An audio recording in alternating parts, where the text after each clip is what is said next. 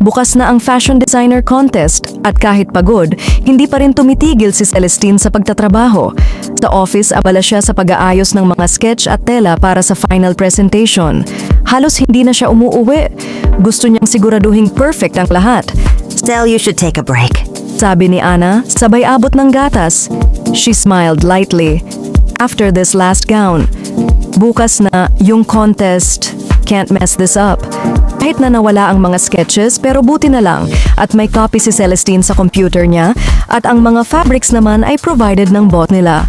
Tahimik ang buong opisina hanggang sa biglang bumukas ang glass doors. Lahat ay napalingon.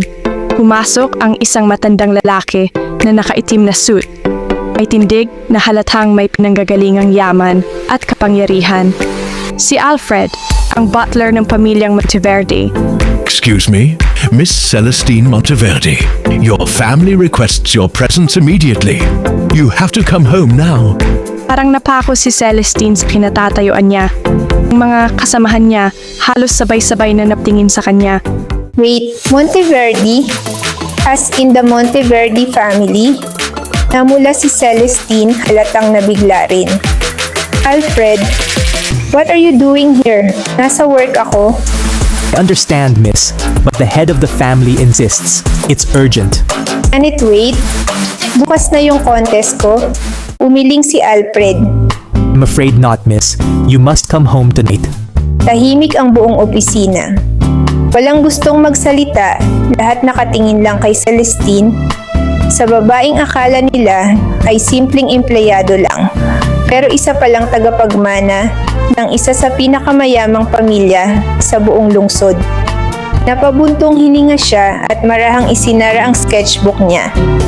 Fine, tell them I'll come.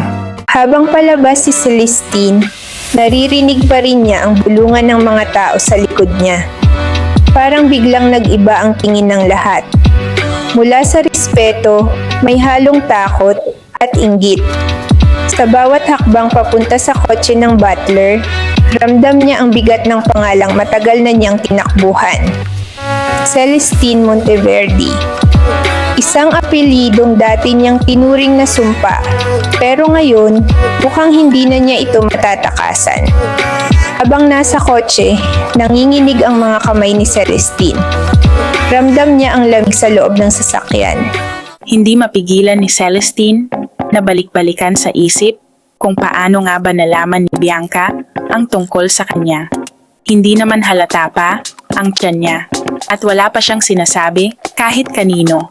Maingat siya, lalo na't ayaw niyang maging issue ito sa trabaho o sa contest. Pero isang alaala ang biglang bumalik nung pumunta siya mag-isa sa klinik para magpa-check up. At nang sabihin ng doktor na totoo ngang buntis siya, ay parang biglang tumigil ang mundo niya. Paglabas niya ng klinik, nakita niya si Marcus, ang ex-fiancé niya. At nagtalo silang dalawa at akmang aalis na siya nang hatakin siya ni Bianca.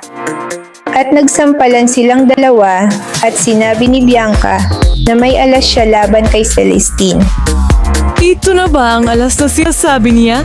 Ngayon, napahigpit ang hawak ni Celestine sa bag niya.